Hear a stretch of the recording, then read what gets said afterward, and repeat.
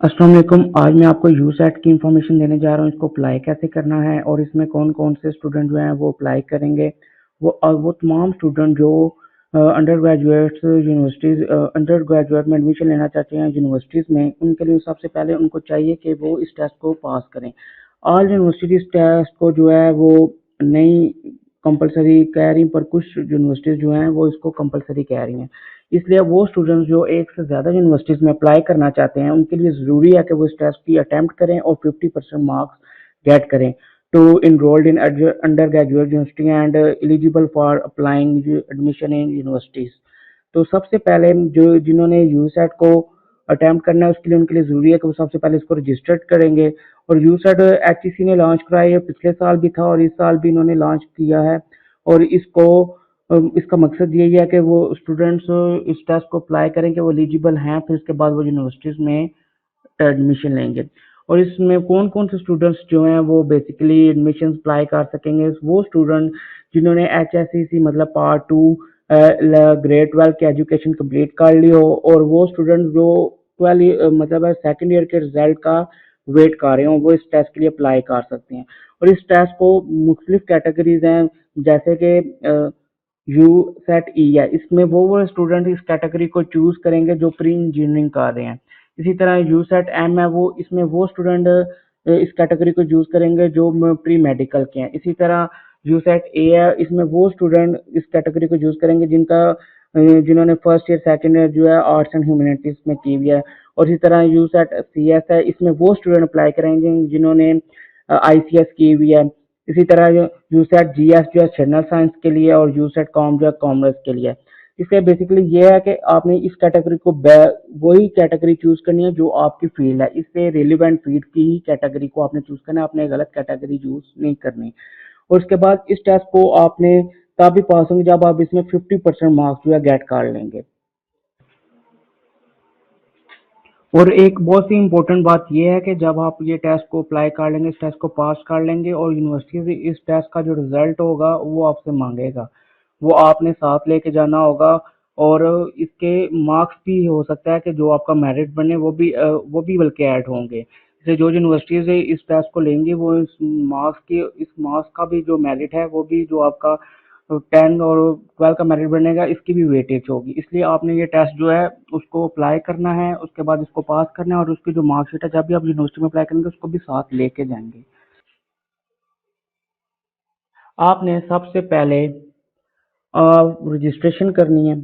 Registration के आपने सबसे पहले वेबसाइट पर जाना है। HTTP जो ये वेबसाइट लिखी है www.etc.government.pk। उसके बाद आपको अगर कोई भी क्वेरी है, आपने ऑनलाइन help.hec.government.pk पे जाकर वो क्वेरी सॉल्व कर सकते हैं। आप जो HEC के रीजनल ऑफिस है उधर भी जाके गाइडेंस ले सकते हैं। इस टेस्ट को अप्लाई करने के जब आप रजिस्ट्रेशन कर लेंगे, सबसे पहले आपने अपनी प्रोफाइल को कंप्लीट करना है। फिर उसके बाद under graduate admission tests link होगा, उसके ऑन द लेफ्ट साइड होगा मेन्यू पैनल पर। उस पर आपने जाके ऑनलाइन पोर्टल पे जो है वो क्लिक करना है। उसके बाद online submitted application will be considered for your test. इसका मतलब यह है कि आपने अगर ऑनलाइन सबमिशन नहीं की तो उसके बाद अगर उसकी डेट निकल गई तो उसके बाद आपका टेस्ट जो है वो नहीं होगा, क्योंकि इसको पहले आपने ऑनलाइन अप्लाई करना है। और incomplete mode will not be internet. सबसे पहले आपने उस यूजर का एडमिशन के लिए अप्लाई करना है, फिर उसके बाद जो टेस्ट फी होगी उसको आपने ये जो है करवाना है। किसी भी जो बैंक इधर जिस बैंक की वो ये इन्होंने इंफॉर्मेशन दी होगी, उसी बैंक के अंदर आपने जो है वो चलान फंड सबमिट करवाना है। इसमें जैसे कि इधर बताया गया है कि क्या कैंडिडेट जो है वो डिपॉजिट करेंगे फी। चला अकाउंट नंबर भी है, टाइटल हायर एजुकेशन कमीशन है, और हबीब बैंक लिमिटेड में आपने बस इनका चलान जमा करवाना है। इसके अलावा किसी और दूसरे बैंक में चलान जमा नहीं करवाना। और उसके बाद इन जब आप चलान फॉर्म जमा करवाएंगे तो उसके बाद आपने उसका पेड चलान और स्कैन फी चलान जो है ना, उसको स्कैन करके, और जो आपका वो पोर्टल होगा ना जिधर आपने रजिस्ट्रेशन की होगी, उधर आपने उधर अपलोड भी करना होगा। और जो ये टेस्ट की फीस होगी, ना तो ये रिफंडेबल होगी और ना ही ट्रांसफरेबल होगी। और ये तमाम स्टूडेंट्स के लिए ज़रूरी होगा कि जब वो जिस दिन उनका टेस्ट की डेट आएगी उस दिन उनके लिए ज़रूरी है कि वो जो उनका ओरिजिनल एप्लीकेशन का पेड चलान फॉर्म है वो भी लेके जाएंगे, और अपना CNSI भी लेके जाएंगे। तो या फिर उनके पास ओरिजिनल पासपोर्ट है वो ले जाएंगे। और अगर उनके पास ये तीनों चीज़ें नहीं होंगी वो उनको एग्जाम में बैठने नहीं दिया जाएगा। अब हम बात करते हैं यूएसएट मार्क्स डिस्ट्रीब्यूशन की। इसकी कॉन्स्टिट्यूट ऑफ 100, टोटल ये जो टेस्ट है 100 मार्क्स का है और इन्होंने डिवाइड किया हुआ है 2 पार्ट पे और 2 पोर्शन पे। पार्ट 1 में आपने एमसीक्यूज करने हैं जो 75% मार्क्स के होंगे। इसी तरह उसमें 70 उस पार्ट के भी आगे से 2 पार्ट बने हुए, जैसे सबसे पहला ये पार्ट होगा वो होगा वर्बल रीजनिंग का, 35 मार्क्स के वो होंगे। इसी तरह क्वांटिटेटिव रीजनिंग है वो 40 मार्क्स होंगे। इस तरह 35 प्लस 40 इज इक्वल टू 75 और इसके आपको मिलेंगे 100 मिनट्स और मतलब 1 हार और 40 मिनट्स आपको मिलेंगे। ठीक हो गया।